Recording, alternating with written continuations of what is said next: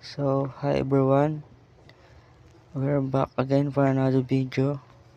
In this short video, we're going to learn about Python list, one of the most important and flexible data structures in Python.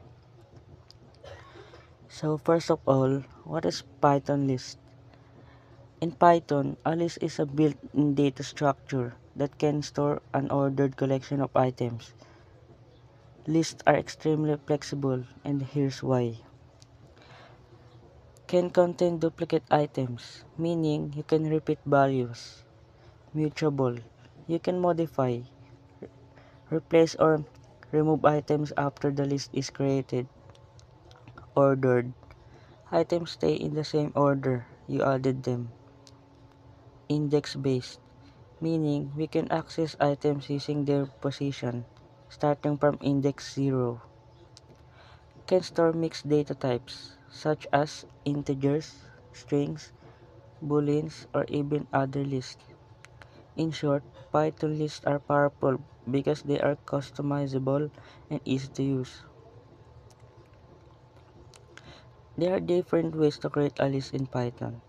The most common method is by using square brackets.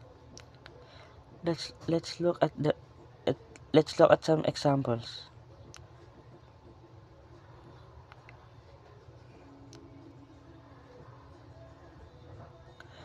After creating the list, you can display it using this flexibility allows Python lists to be used for many tasks, storing data, grouping related items, or even handling user input. Python lists are essential because they make organizing data simple. They allow you to easily add, remove, or modify items. They are used in loops, functions, and almost every Python program. They help building bigger data structures and solving real-world problems. Whether you are storing names, numbers, settings, or mixed values, lists help keep everything organized.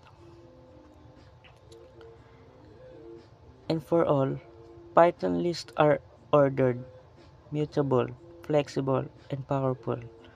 They can store almost anything and are one of the first tools every Python programmer should master.